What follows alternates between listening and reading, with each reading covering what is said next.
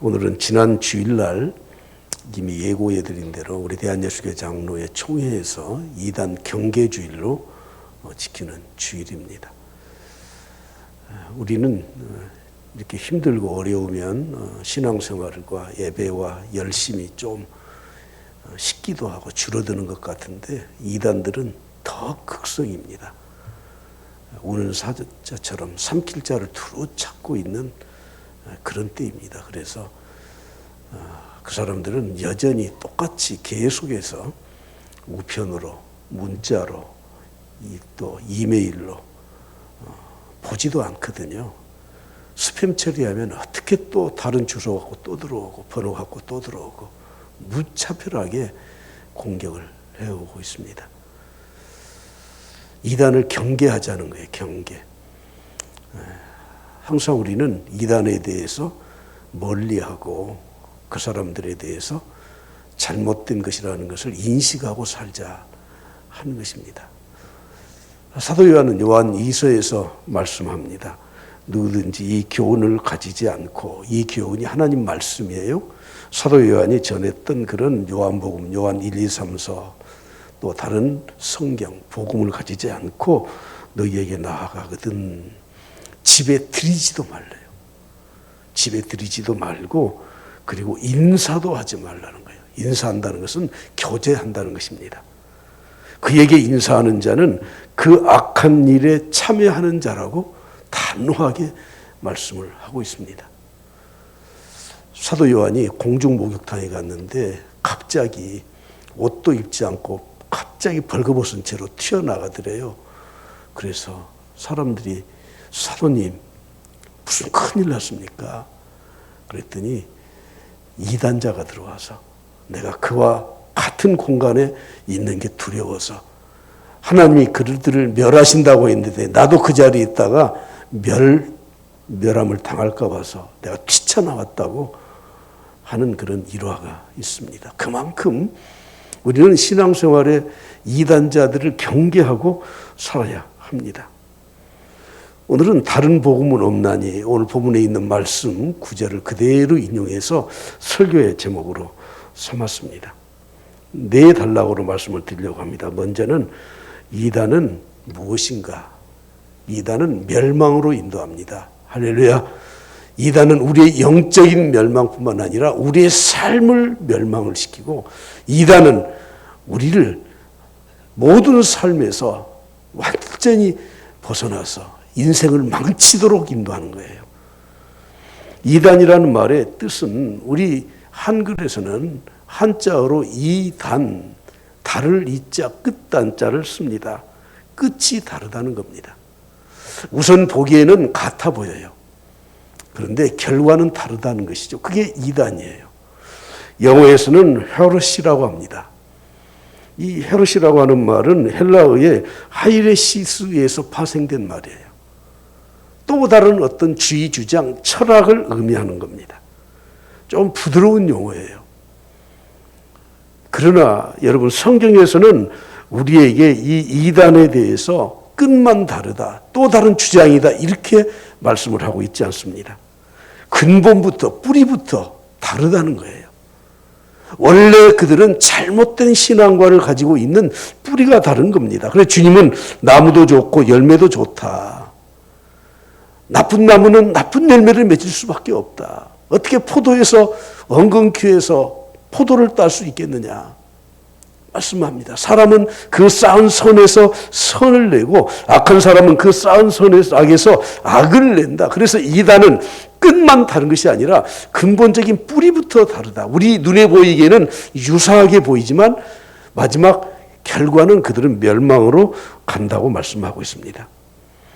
성경에서 이 이단자들에 대해서 적그리스도라고 합니다. 적그리스도. 그리스도의 적이에요. 요한 2서 1장 7절을 보시면 미혹하는 자가 세상에 많이 나왔는데 이는 예수 그리스도께서 육체로 오신 것을 부인한다.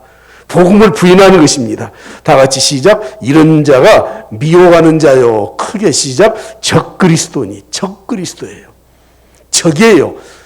예수 그리스도의 적이에요. 안티크라이스트. 적이라는 것을 꼭 아셔야 돼요. 우리의 형제 자매가 아닙니다. 그러므로 우리는 그들을 경계하지 않으면 안 되는 겁니다. 성경에서는 이단자들의 특징을 몇 가지로 말씀하고 있는데, 첫째는 마태복음 7장 15절이죠. 거짓 선지자들을 삼가라. 거짓 선지자들이에요. 사탄은 거짓의 아비예요. 그 배후에는 사탄이 있기 때문에 그들은 거짓 선지자 노릇을 하는 사람들입니다. 갈라디아서 2장 4절에서는 말씀합니다. 이는 가만히 들어온 거짓 형제들 때문이다. 가만히 들어와요. 몰래 숨어서 들어와요.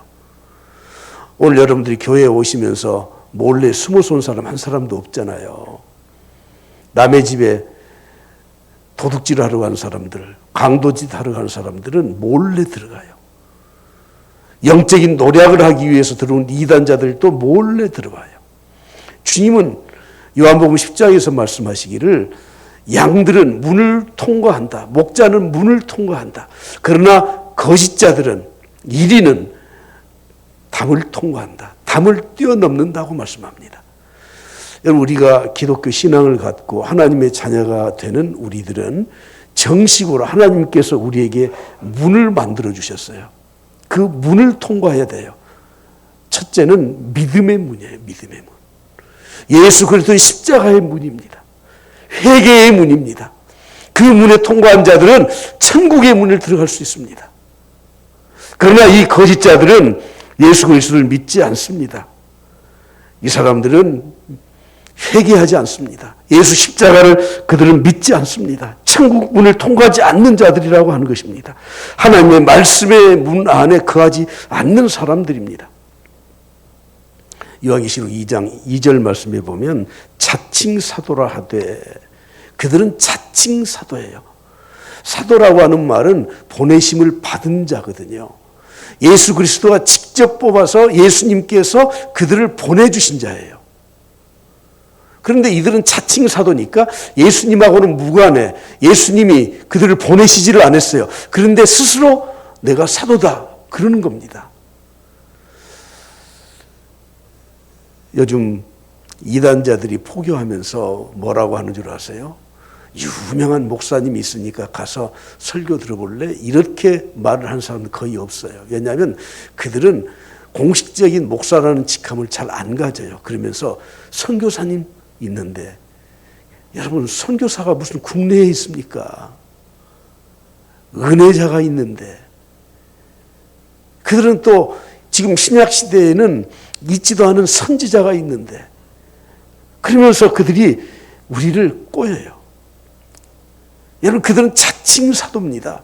사도는 주님이 세워주셔야 되는데 주님께로부터 부름을 받지 아니하고 그들 스스로가 나는 사도다 하는 그런 사람들입니다. 그런데 여러분, 이 이단자들은 이런 특징이 있는데, 요한계시록 13장 11절의 말씀에 보면 전 세계적으로 주목을 받을 만한 어떤 큰 위력과 능력을 가지고 온다는 거예요. 요한계시록은 모두 다 상징적인 사건이라고 말씀드렸죠. 내가 보매 또 다른 짐승이 어디서 나와요? 땅에서 올라오니. 우리 주님은 하나님이셔요. 하늘에서 오신 분이에요. 근데 이들은 땅에서 올라와요. 근데 그 짐승의 모습이 어떤 모습입니까? 어린 양 같아요. 어린 양. 주님이 말씀하신 것처럼 양의 옷을 입었습니다. 그런데 거기에는 무엇이 있어요? 두 뿔이 있어요. 뿔은 권세와 능력을 상징하는 거죠. 엄청난 권세가 있게 와요. 그러면서 그들이 하는 말은 용처럼 말을 하더라. 사탄의 말을 하는 겁니다. 이와 같이 이단자들은 이런 특색을 가지고 있죠. 첫 번째 단락에서 제가 말씀드린 것처럼 이들은 이런 이단의 사설을 주장하는 자들과 추정하는 모든 자들은 모두가 다 멸망할 것을 성경은 말씀을 하고 있습니다. 요한계시록 22장 18절 19절에 보면 만일 누구든지 이 외에, 이것들 외에, 기록된 하나님 말씀들 외에 더하면, 플러스하면 이 두루마리에 기록된 재앙들을 그에게 더하실 것이요, 만일 누구든지 이 두루마리의 예언의 말씀에서 제하여 버리면, 빼버리면, 그렇게 가르치면 이 두루마리에 기록된 생명나무와 및 거룩한 성에 참여함을 제하여 버리실 것이다. 오늘 우리는 다시 한번 성경에 대해서 알아야 되는 것이 66권 성경 말씀은 모세 때로부터 사도 요한까지 약 1500년 동안 기록된 말씀이에요. 그리고 2000년이 지난 이후에도 여전히 우리가 이 말씀을 그대로 우리 손에 가지고 하나님을 믿고 있습니다. 그런데 모세 때부터 기록된 이 성경은 한 번도 부록으로 첨가되었거나 수정되었거나 증보판이 나온 적이 없어요. 그런데 이단자들은 이 성경을 손에 들고 있지만 그들은 모두가 다 자기들의 또 다른 예언의 말씀이라는 것을 다 가지고 있습니다. 사랑하는 성도들, 오늘 우리는 절대 성경 말씀 외에 다른 것들을 더하거나 빼거나 성경 말씀에서 제하여버리는 그런 일이 있어서는 안 될 줄 믿습니다. 할렐루야. 이들은 멸망을 받아요. 멸망을. 그런데 내세에만 멸망을 받은 게 아니고 이 땅에 사는 동안에도 하나님은 심판하실 것을 말씀을 하고 있습니다. 오늘 갈라디아서 1장 8절 말씀에 보면 그러나 우리나 혹은 하늘로부터 온 천사라도 우리가 너희에게 전한 복음 외에 다른 복음을 전하면 저주를 받을지어다. 우리나 또 다른 천사들까지도 사도 바울이 예수 그리스도께로부터 받은 복음을 이미 전했습니다.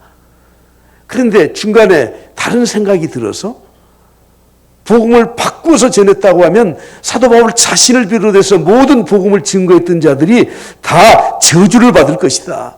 하늘에서 온 천사들이라도 이 복음 외에 다른 것을 전하면 저주를 받을 것이라고 말씀하고 있습니다. 여러분, 오늘 우리가 이 땅에 살면서 하나님을 올바로 믿게 되면 이 땅에서도 100배의 축복을 받는 줄 믿습니다. 그러나 이런 이단의 사상을 가지고 사는 사람들, 이것을 전하는 사람들은 이 땅에서도 저주를 받아요. 요즘 코로나 때문에 모두가 다 힘들고 어려운 환경 속에서 우리가 살아가는데 이단자들로 이미 다 교단에서, 우리 교계에서 다 낙인이 찍혀 있는 그런 그룹도 있고, 또 이단적 사상을 가지고 어떤 선교단체나 교회를 운영하는 사람들도 있고, 그리고 정통교회 안에 들어있음에도 불구하고 극단적인 생각을 하면서 잘못된 사고를 가진 사람들을 보십시오. 그들이 저질러 놓은 일들, 사회에서 지탄을 받는 것들, 이 모든 것들이 얼마나 악한 일이었던가를 우리는 눈으로 보고 있지 않습니까? 이단을 추종하는 자들, 이단자들은 모두가 다 멸망을 받습니다. 그러나 다른 복음이 아닌 정말 순수한 복음을 가지고 살아가는 사람들은 생명을 얻게 되는 줄 믿습니다. 할렐루야. 그래서 복음은 생명을 살리는 것입니다. 구원은 예수 그리스도 외에, 예수 그리스도 밖에서는 찾을 수가 없습니다. 천하 인간에게 구원을 얻을 만한 다른 이름을 주신 적이 없다고 성경은 말씀을 하고 있습니다. 그러므로 복음은 우리의 영적인, 육적인, 우리의 모든 삶의 생명을 살려주고 공급해주는 줄 믿습니다. 할렐루야. 주님은 말씀하십니다. 누구든지 목마르거든 내게로 와서 마시라. 여러분, 세상에 다 목마르지 않습니까? 인생의 목마름을 가지고 삽니다. 내게로 와서, 주님께로 와서 마시라는 거예요. 마신다는 말은 믿는다는 말이에요. 나를 믿는 자는, 마시는 자는, 내 몸을 먹으라. 먹는 자는 모두가 다 성경의 이름과 같이 그 배에서 생수의 강이 흘러나올 것이다. 여러분, 생수, 샘물이 밑에서부터 뿜어져 나오는 이 샘물. 요즘 이제 봄이 됐는데 봄을 뭐라고 해요? 영어로 스프링이에요, 스프링. 스프링이 또 다른 뜻이 뭐예요? 샘이에요. 공급해 나와서 솟구치는 거예요. 주님께 나오면 참된 복음은 우리에게 끊임없이 공급을 해주는 생명력이 있습니다. 그래서 배에서 생수의 강이 넘쳐 흘러요. 자, 여러분들 배를 한번 만져보실래요? 배가 생수의 강이 흘러나와요.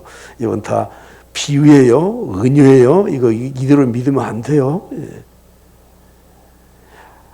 예수 그리스도의 복음을 우리가 믿고 그 복음대로 살아가게 되면 내 삶이 힘들고 병들고 지치고 코로나의 이 팬데믹 상황에서도 내 삶에 주님이 공급해 주시는 생명의 양식이 있기 때문에 계속 흘러넘쳐요. 내 안에 참된 평안이 있어요. 주님이 부활하신 후에 또 부활 전에도 제자들에게 나타나셔서 하신 말씀이 무슨 말입니까? 내가 너희에게 평안을 주노라. 내가 주는 평안은 세상이 알지도 못한다. 세상이 줄 수도 없는 것이다. 여러분, 우리 예수 믿는 사람들은, 신앙을 가지고 사는 사람들은 주님께로부터 끝없이 공급받는 생명의 강수를 지니고 살고 있습니다.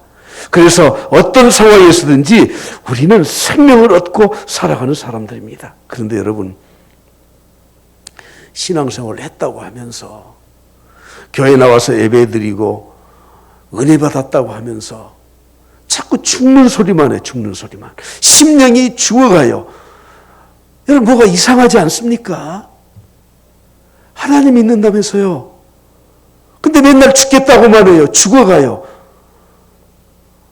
정말 복음의 이 큰 능력을 가지고 사는 사람들, 그리고 암에 걸려서, 난치병에 걸려서 죽어가는 사람들을 제가 수도 없이 봤습니다.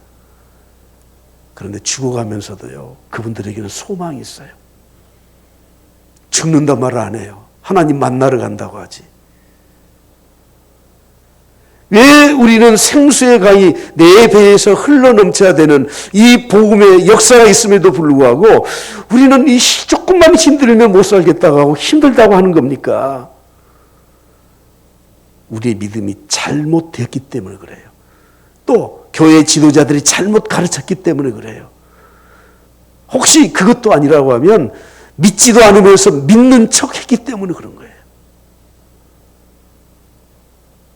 복음은 생명을 살리는 겁니다. 우리는 우리의 입에서 물론 힘들면 한숨이 나오지만 죽는다, 안 된다, 나는 못한다 하는 말을 입에 달고 살지 마시고 내 배에서 복음의 생수의 강이 흘러넘쳐서 항상 기쁘고 평안한 가운데 세상의 모든 것들을 이기고 승리하며 살아갈 수 있기를 그리스도의 이름으로 간절히 축복합니다. 그러면 십자가의 복음을 믿으면 도대체 어떤 변화가 있는가 하는 겁니다. 나에게는 변화가 없어요. 이건 잘못 믿은 거라니까요. 뭔가 지금 잘못되고 있어요. 제가 몇 가지를 한번 말씀을 드리겠습니다. 요한복음 1장 12절에 말씀합니다. 영접하는 자 곧 그 이름을 믿는 자들에게는 자녀가 되는 권세를 주셨으니, 첫 번째 우리가 예수 그리스도의 복음을 믿고 변화되는 것은 하나님의 자녀가 되는 신분의 변화입니다.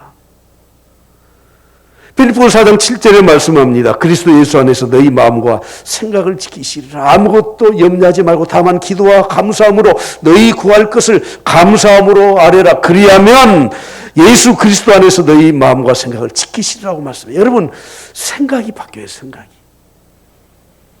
정말 복음으로 사는 사람들, 그 생명을 내 안에서 배에서 생수의 강이 흘러넘치는 경험을 하고 사는 사람들은 생각이 바뀌어요. 에베소서 4장 13절에 말씀합니다. 우리가 다 하나님의 아들을 믿는 것과 아는 일에 하나가 되어 온전한 사람을 이루어 신앙의 인격이 변화돼요. 온전한 사람으로 변화가 돼요. 그리스도의 장성한 분량이 충만한 데까지 이르리니 우리의 인격이 작은 예수화되어서 예수 그리스도를 닮아서, 그래서 예수님의 형상을 닮아서 예수님의 인격에까지 나아갈 수 있도록 변화되는 것입니다. 빌립보서 4장 13절에 말씀합니다. 내게 능력 주시는 자 안에서 내가 모든 것을 할 수 있느니라. 여러분, 저나 여러분 모두는, 우리 인간은 다 우리는 신이 아니고 하나님이 아니기 때문에, 피조물이기 때문에 능력이 한계가 있습니다. 그러나 믿음을 가지고 사는 사람들은 내게 능력 주시는 자 안에서 내가 모든 것을 할 수 있느니라. 주님의 능력으로 세상을 살아갑니다. 무엇이 변화됩니까? 능력 있는 자로 변화가 되는 것입니다. 할 수 있다 하시니는 나의 능력 주 하나님. 하나님은 우리에게 생수의 강이 흘러넘치는 것과 같은 복음의 이 생명력을 주셔서 우리에게 능력을 주셔요. 할 수 있도록 하셔요. 예수의 이름으로 나는 일어서리라. 주가 주신 능력으로 나는 일어서리라. 원수가 날 향해 와도 쓰러지지 않으리. 독창하니까 재미가 없네요. 다 같이.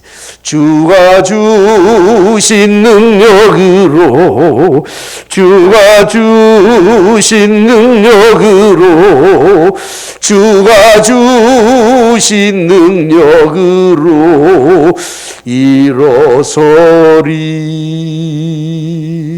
일어서리. 여러분, 복음의 능력을 믿고 사는 사람들 중에서 그 능력으로 일어선 사람들이 한두 명입니까?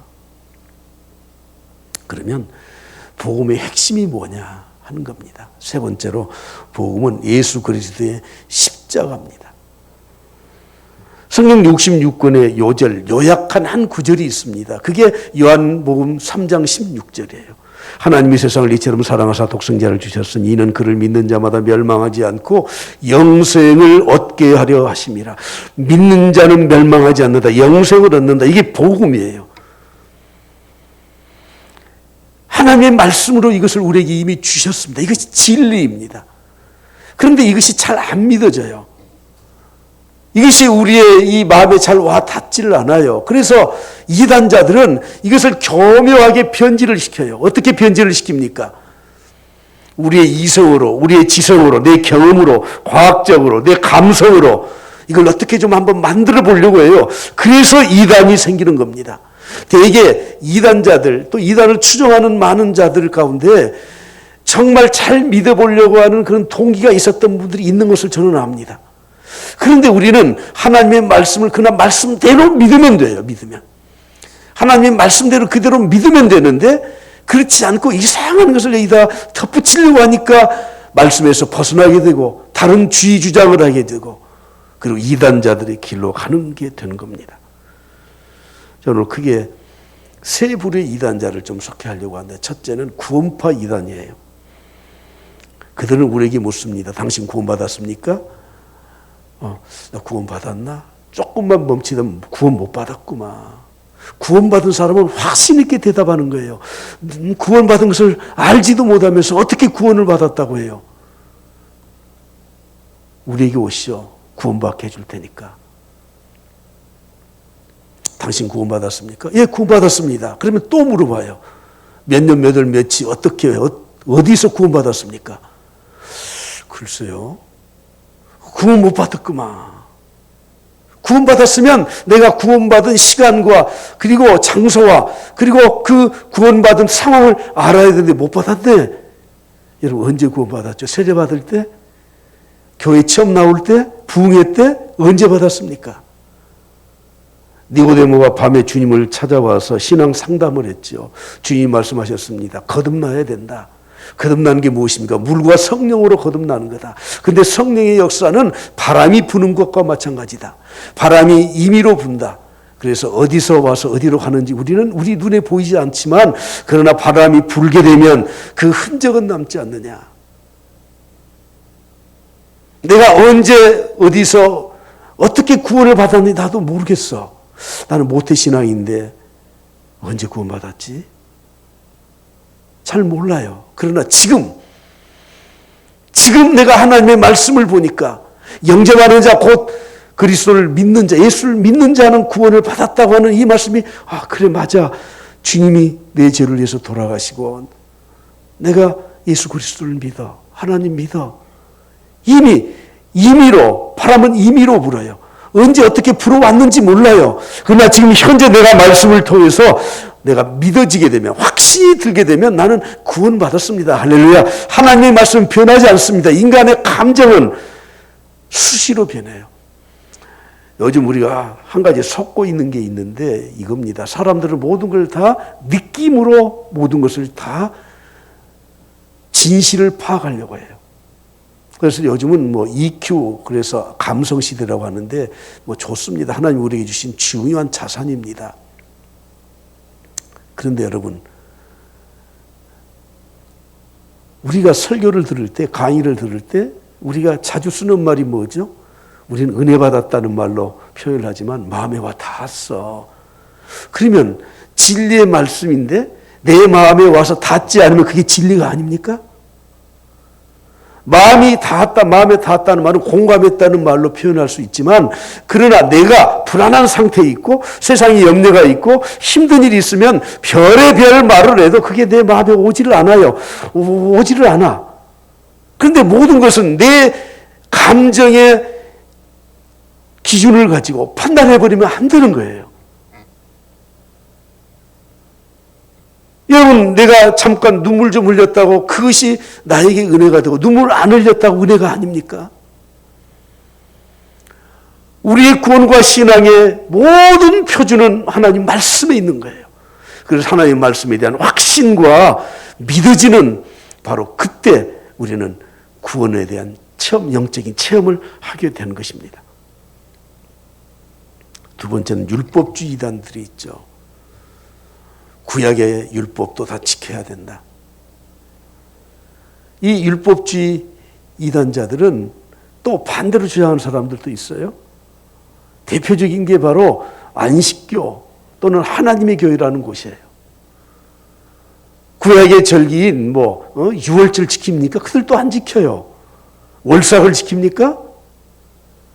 유난히 안식일만 가지고 말을 해. 그럼 안식년을 지킵니까? 안 지키지 않습니까?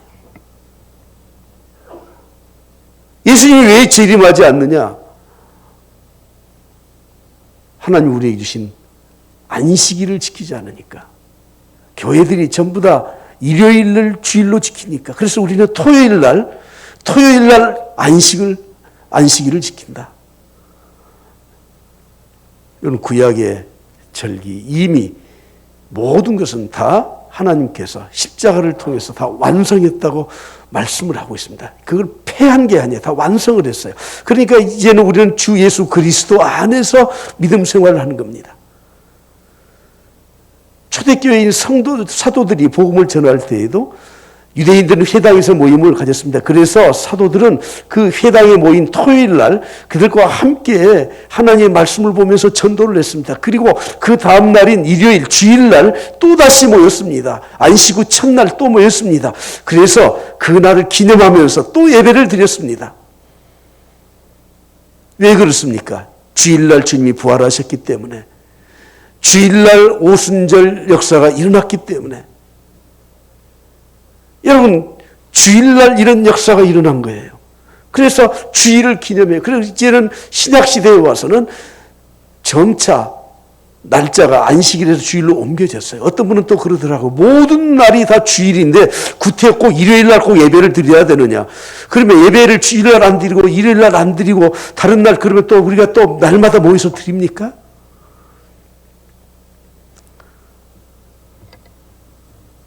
정반대로 이야기하는 사람들이 있더라고요. 11조는 구약의 제도다. 신약에서는 그거 안 해도 된다. 그러면서도 이렇게 말을 해. 11조 정신으로 살면 된다. 여러분, 우리는 정신은 있는데 행동은 안 하는 거 믿음이 아니에요, 이거. 11조 정신으로 살아라고요? 우리의 귀를 의심케 하는 그런 주장들이 너무 주위에 많아요.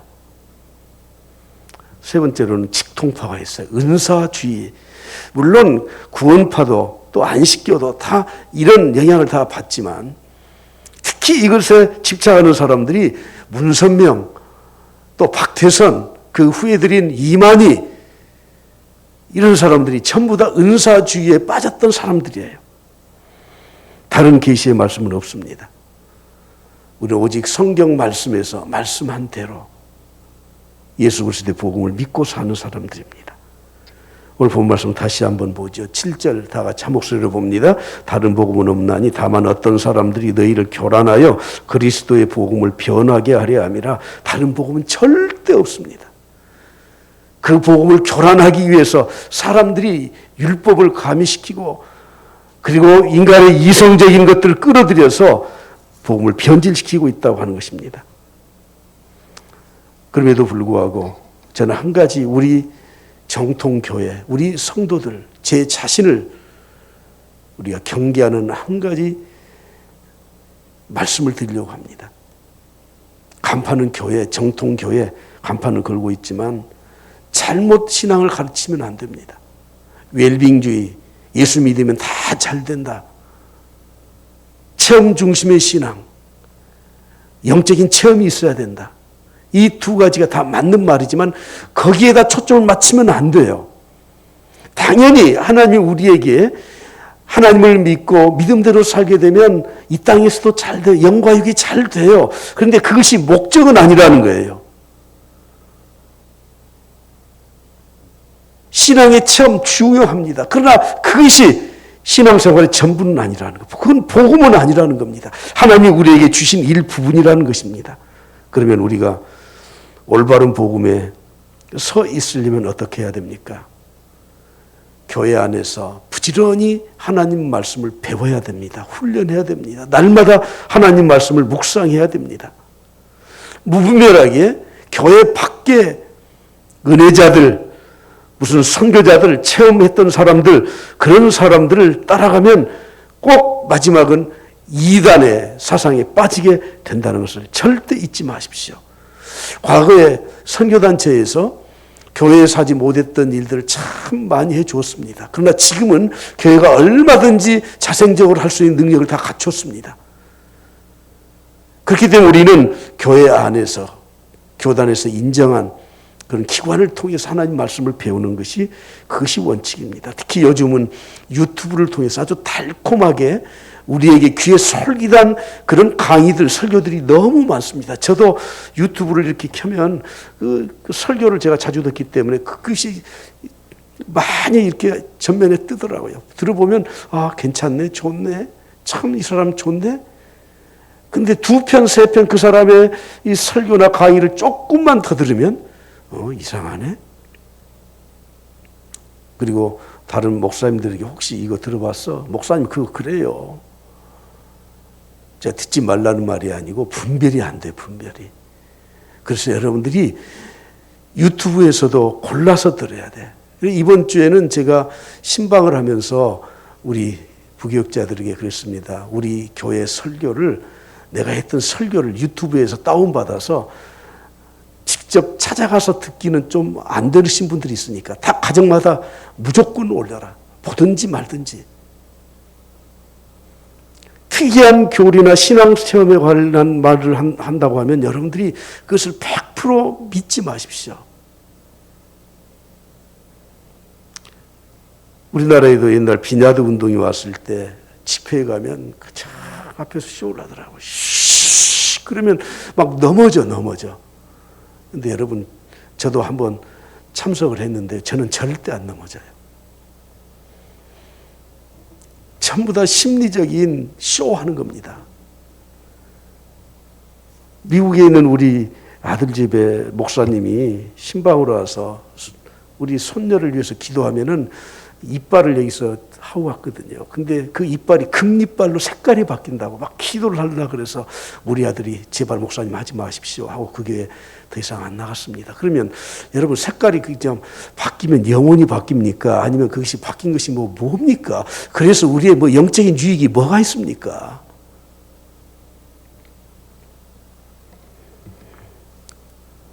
디모데전서 4장 5절에 보면 하나님의 말씀과 기도로 거룩해진다고 말씀합니다. 여러분 중요한 게 우리의 신앙의 초점을 거룩에 두고 살아야 돼요. 우리의 인격적인 변화와 거룩의 목적을 두고 살지 않으니까 이상한 데 귀를 기울여요. 오직 말씀과 기도 외에는 우리를 거룩하게 만들어주는 것이 없습니다. 오늘 저는 마지막 결론으로 이 복음을 통해서만이 하나님을 기쁘시게 한다는 결론으로 말씀을 드리고자 합니다. 여러분 신앙생활 오해하셔서는 안 됩니다. 전도하면서 예수 믿으면 구원받아요. 맞죠? 예수 믿으면 복받아요. 맞죠? 예수 믿으면 잘 돼요. 맞죠? 그런데 여러분 또 다른 한 가지가 있어야 되는데, 이제는 예수 그리스도를 믿고 구원을 받았으면 하나님이 나를 기쁘시게 해주는 것, 복 주는 것만 생각하지 말고 이제는 내가 하나님을 기쁘시게 하면서 사는 게 신앙이에요. 그것이. 여러분, 나를 기쁘게 해주는 것은 어릿광대들 광대 놀이다 하면 기쁘잖아요. 나를 막 칭찬해 주면 기쁘지 않습니까? 그것만 바라고 신앙생활하면 됩니까? 안 됩니까? 갈라디아서 1장 10절로 본 말씀 보십시오. 이제 내가 사람들에게 좋게 하랴 하나님께 좋게 하랴 사람들에게 기쁨을 구하랴 내가 지금까지 사람들의 기쁨을 구하였다면 그리스도의 종이 아니다. 적어도 나는 하나님을 기쁘시게 해드린다. 그런 말씀이에요. 여러분, 설교는 참 어렵습니다. 하나님 말씀을 전해야 되는데 성도들이 공감을 해야 되니까 어떤 상황에 대해서 설명도 하고 성도를 수준에 맞추기도 하고 때로는 성도들을 살살 달래는 그런 메시지도 필요해요. 그런데 여러분, 설교는 항상 그렇게 해서는 안 돼요. 때로는 책망함도 있어야 돼요. 때로는 현실에 안주하는 사람들에게 비전을 줄 수 있도록 또 메시지를 전해야 돼요. 힘들고 어려울 때는 격려하고 위로하는 메시지도 있어야 돼요. 그런데 사람들은 항상 자기에게 호의를 베풀어 주는 것만 좋아하지 않습니까? 인기를 얻는 말에 귀를 기울이지 않습니까? 그래서 그런 것들을 통해서 자기를 추종하게 하고 그래서 그곳에서 인기를 얻고 살려고 하는 것이 설교자들의 유혹이라고 하는 것입니다. 말세가 되면 더욱더 사람들은 자기의 사욕을 스승을 많이 둡니다. 사람을 기쁘게 해서 사람에게 아참하는 그런 메시지는 그건 설교가 아니에요. 오직 하나님을 기쁘시게 해드리는 메시지, 그게 참된 설교요. 그것이 복음이라고 하는 것입니다. 하나님을 기쁘시게 하는 것이 무엇입니까? 하늘에서는 죄인이 회개하고 돌아오면 잔치를 벌인대요. 하나님의 말씀을 듣고 회개하고 하나님의 말씀을 듣고 깨닫고 변화되고 그러면서 하나님께 호의를 얻고 하나님이 칭찬해 주는 그런 삶을 살아야 될 것입니다. 우리가 듣기 싫은 말, 잔소리 그런 말을 하면 사람들은 이렇게 말을 하더라고요. 다 좋은 말도 있는데 그런 말을 하는지 모르겠어. 또 설교하시네. 설교 그만 좀 해요. 그래서 설교라는 게 굉장히 부정적으로 느껴져. 근데 저는 평생 설교만 하고 살고 있지 않습니까? 그러면서 한 가지 저는 깨달은 게 있어요. 설교로 사람들을 바꿀 수 없다.